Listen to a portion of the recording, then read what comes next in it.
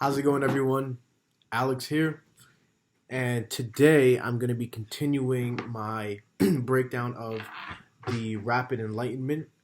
Right now, we're on chapter 4, so let's begin. Chapter 4 is the Rapid Enlightenment Process Explained. Now, the Rapid Enlightenment Process, short, I'm going to be using the abbreviate REP often, just for time purposes, because that word adds up. This process will help you create a state of everlasting acceptance, peace, no more fear, doubt, and worry. You will rise above cultural conditioning, limiting dogma, and unexamined beliefs. Amazing. So what Art EP Rep is claiming, Matthew Ferry, the author of this book, what he's claiming is by you using and going through the tools he breaks down, which is wrapped up known as the Rapid Enlightenment Process, when you successfully understand and master this, you will be able to walk out of this process, come out on the other end quickly, come out with being in a state of everlasting acceptance of all things and peace, no more fear in your everyday situations in life. Doubt and worry will also be gone. You will also rise above all cultural conditioning, limiting dogma, and unexamined beliefs. Now, these three words, cultural conditioning, limiting dogma, and unexamined beliefs, very powerful words. And the chapter is going to break down them more so that we get a better understanding of it. You will see everything is well in the world. The Rapid Enlightenment process will allow you to have this perspective now once you come out on the other end of it. You will see everything is well in the world. There isn't anything to resist or push against. Rep allows you to adopt enlightened perspectives which produce the sense, the feeling that all is well, regardless of any circumstances you find yourself in. You could be going through the shittiest of circumstances. Notice how I say quote unquote shittiest because, like we spoke about in the last chapters, the filter you put on life affects the way you view a situation.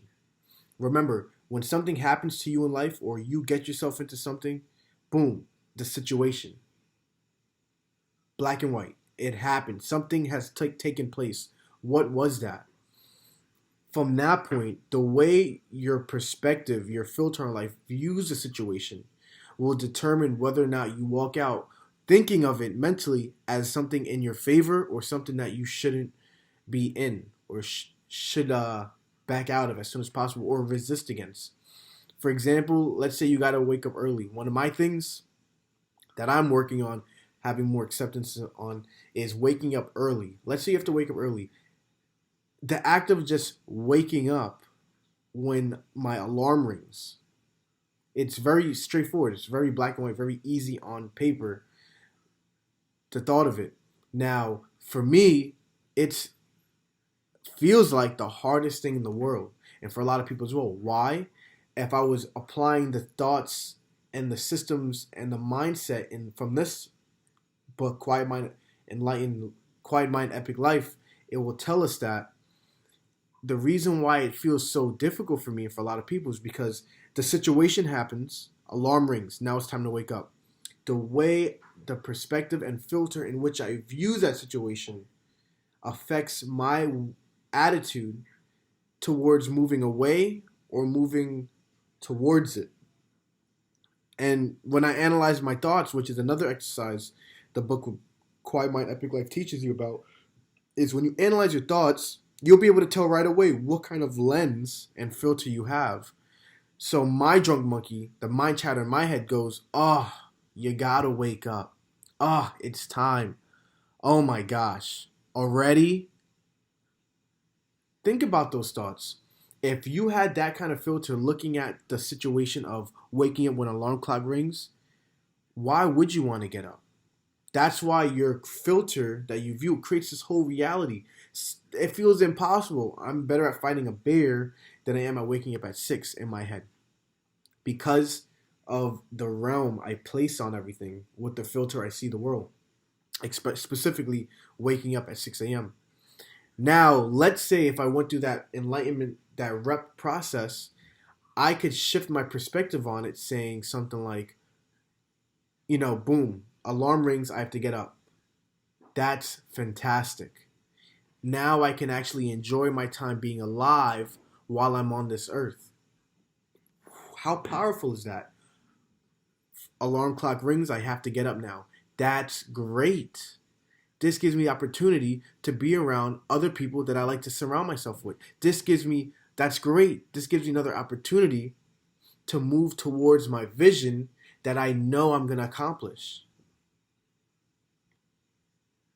If I had those thought processes, when I adopt these thought processes and perspectives, having that shift, it's going to be night and day. By default, when the alarm rings, I'm just going to move toward waking up because this is something that's causing me to move toward it. My recontextualization of the scenario makes me want to move toward it. Rep allows you to adopt enlightened perspectives which produce the feeling that all is well, regardless of any circumstance you find yourself in. Once again, breaking that down. And then, like I spoke about in the last example, the results will become effortless. Like I just said, I will move towards waking up when I have these perspectives on how to view me getting up at 6 a.m. And that's why it says results will become effortless. And these perspectives, of course, you got to find perspectives, filters to look at situations in a way that motivates you, that gets you, that makes you emotionally charged by it. You can't use the same exact ones I'm using because we're each emotionally charged by different factors. The only thing stopping you from achieving your largest desires is your limiting dogma. Wow. Okay, so that's a huge claim. No matter who you are, anything you want to get done in your life, and you're not accomplishing it or working towards it, the only thing. So if someone asks you, where do you want to be in your life right now? If you could have the ideal scenario, everything was guaranteed, and you said, well, X, Y, Z, I want a yacht, I want to live in a mansion in California, but yet you're in New York and you're living with your parents or whatever, and you say, you want to live in California, you want that yacht, you want a mansion, and then I were to ask you, okay, great, why aren't you there right now? From A to B, getting to where you want compared to where you're at now, what is stopping you from getting there? You could say so many things.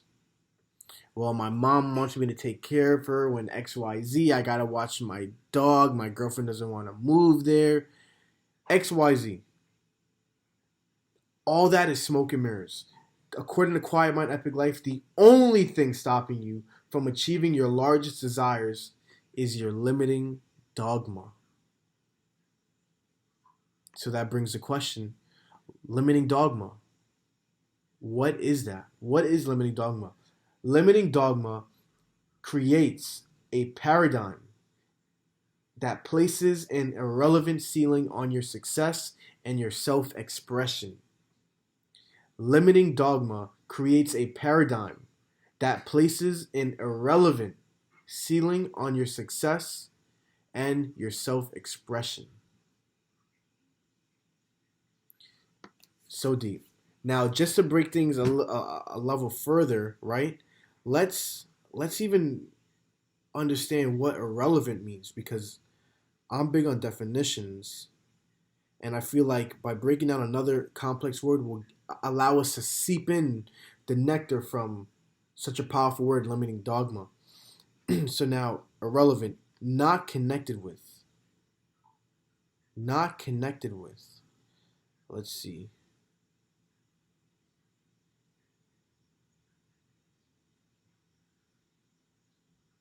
Not applicable.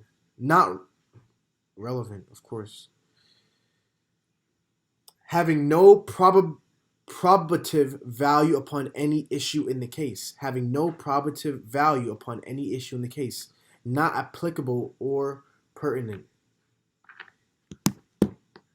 Has nothing to do with, basically. Irrelevant means has nothing to do with. So limiting dogma is, it creates a paradigm that places a ceiling that has nothing to do with your life on your success and your self-expression.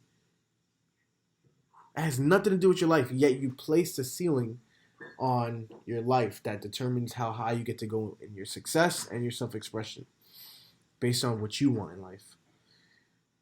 Wow. So now, obviously, limiting dogma, you're going to want to hear some examples. We're going to break that down further as well.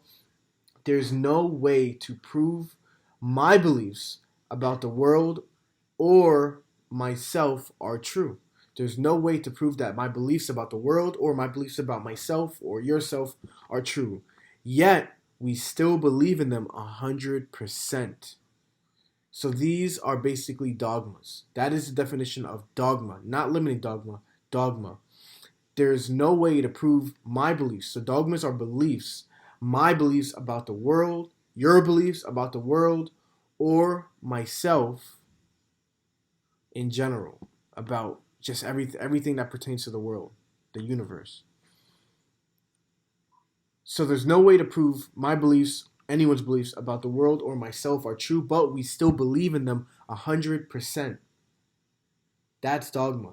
You can't prove it's real, yet you believe in this like it's fact, 100%, no discrimination, no ifs, ands, or buts, period.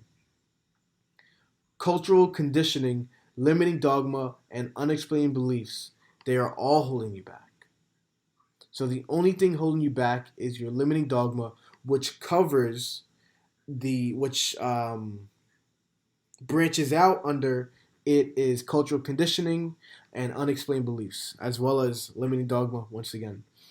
Rep is a series of contextual shifts that destroy cultural conditioning, limiting dogma, and unexamined beliefs. So through the rep process, Quiet Mind, Epic Life, Matthew Ferry creates the rep process that allows you to have the benefits I just broke down earlier for this chapter. And through a series of contextual shifts that rep gives you, teaches you, it will allow you to destroy all the cultural conditioning, the limiting dogma, and the unexamined beliefs in your life. And if you could eliminate those, what are you eliminating? The only thing stopping you from achieving your largest desires in life. Powerful stuff. So now, it does this. So rep does this by replacing them. Replacing your old dogmas, your limiting dogmas, with new enlightened dogmas and perspectives. If you are going to make things up, why not make things up that feel good? You know, going right back to dogmas and limiting dogmas or whatever, just dogmas in general. You can't prove they're real, yet you believe in them so wholeheartedly. You know, sort of like a perfect example of a dogma that I could think of in general is, God. That's one of the most prevalent ones. You see it here in America. People believe in God, that that I know, that I care about, that are normal people, and you got serial killers believing in God. A lot of people believe in God. Many people do. And yet you can't prove it. But if I were to tell some of these people, F God, God isn't real, screw God, it would be almost as if I took their child and killed it. Okay? They would react so personal about it. And that's an example of a dogma, something you hold so hard to yourself, real, that you carry it with you. Yet there's no way to prove it, and on examination, there's no way that you in your life can unbiasedly say that it's true. So, if you're gonna make things up, then why not make things up that allow you to feel good and feel empowered about your life and your current situations? Recontextualize the fundamental questions about the meaning of life in a way that puts you or holds you in a thriving and empowered state, like I just broke down. There's no stress that arises out of you when you're in this state, coming out with perspectives about your situation, which will then allow your drunk monkey to be at calm and at ease as well. So it will not flare up, the drunk monkey creating the hidden, motives to survive, causing unconscious reflexes to survive, to come out and dominate your mind with mind chatter. When there's no stress, the drunk monkey is off. Okay, when there is stress or uncomfort for anything, the drunk monkey is on.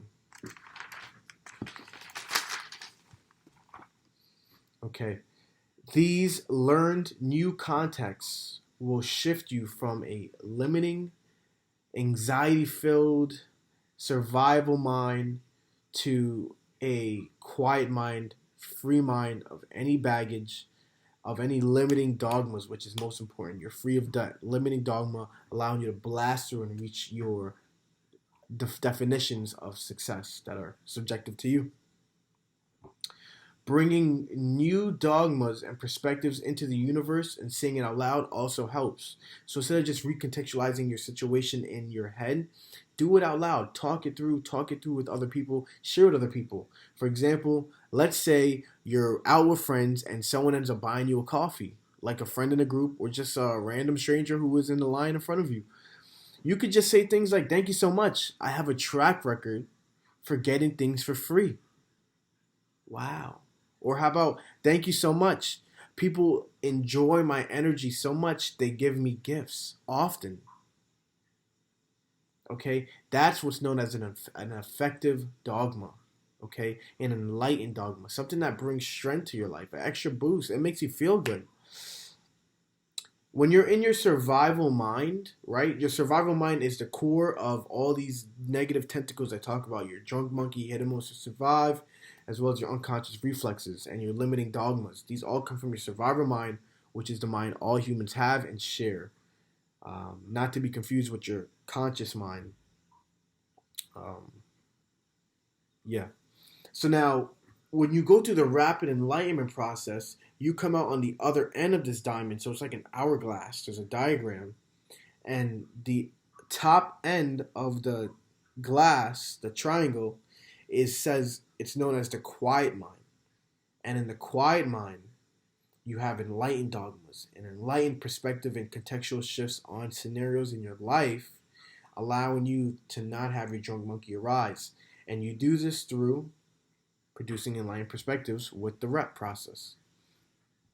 Dogmas, the exact definition the book breaks down, are conditioning beliefs, truths. Conditioning beliefs, truths. Some examples of limiting dogmas in life that can be of many different types, such as cultural, business, religious, etc., financial.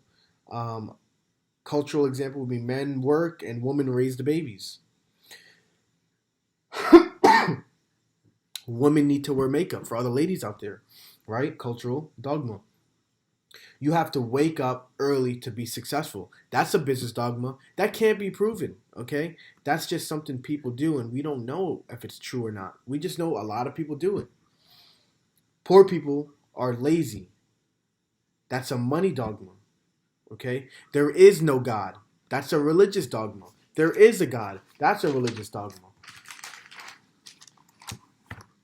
We all accidentally adopt many sets of dogmas, some religious, some cultural, some business related, some physical, some financial, money, whatever the case may be. We will never know if any of our dogmas are true in this lifetime. Chances are. As human beings, our brain is hardwired to create stories about life and what it means to be a good person, anything, any kind of label. The brain is programmed to need to define and create a story about something, to give context. Context is huge for the brain. It puts it at ease. Not even at ease. It gives it closure because sometimes it creates contextual stories about a situation that makes it even more paranoid. It just wants closure based on things that it's seen and stored in its brain itself in the past and in the present, and they use that to determine the future. Okay, because the brain doesn't is not a crystal ball. It can't tell the future. It can only use what it knows, past and present situations. For example, it's nighttime. You're walking down an alley, and there's a large black man with a hoodie and a sweater on. You'll probably cross the street. If you're a woman, you'll probably clench your purse. Okay. Now, why? If you look at the situation, it's just a man walking to you, and it's nighttime. Okay, your brain filters things in terms of this man might rob me. Oh my gosh, be prepared. Anything can happen. Okay, be careful. Even though you're saying things like anything can happen, which is true, you're saying it in a tone mentally. You're a drunk monkey saying these things that are actually getting you frightened. You're creating a story, a context about the situation where you could recontextualize it and say, even if this guy tried to attack me, I'd kick his ass. Okay? You could recontextualize and say, this man is going about his day. Maybe I should stop myself from robbing him. He might have a whole freaking bunch of gold on him. I'm being extreme with these, but you can create anything. Once again, there are no such thing as these dogmas that you have in your head can be proven true anyway. You saying, oh my God, I hope the guy doesn't rob me, and you cross the street, you can never prove if that's true or not. You can't prove if he was going to rob you or not. All right? Because usually he doesn't. The person you clutch and walk away from, assuming the negative, you will never know. So create something that empowers you and keeps your mind in an enlightened state. Limiting dogmas are what's preventing you from living a quiet mind epic life. Rep destroys all your cultural conditioning, limiting dogma, and unexamined beliefs and replaces them with enlightened dogmas, perspectives, recontextualizations, filters, any of the above. They're all interchangeable. Now, the 4 components of the rapid enlightenment process. You have component number 1, seeing the mind as a survival mechanism, the drunk monkey. Number 2, component, understanding what causes the drunk monkey to talk, the hidden motives to survive. Component number 3 of the rapid enlightenment process, transcending the mind's limiting dogma, recontextualizationing. And component number 4 of the rep process, piercing through the veil of the denial mechanisms, muscle testing. Okay? When you recontextualize your present life and your role in it as empowered, you move out of survivor mind and into a thriving, quiet mind, where the millionaires are mentally, the billionaires are at mentally, where you want to be mentally to achieve what you know you can get done. You must transcend the mind and eliminate its purpose for thinking. The mind must be transcended, like I just said, where the millionaires and billionaires are, to eliminate its purpose for thinking, which is using the drunk monkey. Thinking is part of the survivor mind, which is only used to allow you to be in a survivor state. And that's fine if that's what you want. But according to your goals, you want to be thriving. You want to be on top. You want to be in abundance. And the survivor mind is not for that. It doesn't have any system in place for that. In fact, it's built for the exact opposite, which is to be in a survivor mind. So if you want to be in survivor mind, just listen to your head. And if you want to be where your vision tells you need to be, where your higher conscious tells you, you need to start being in an enlightened perspective. And the rep claims to get you there. All right, see you in the next video. That's chapter 4. Next chapter, we're covering number 5. See you soon.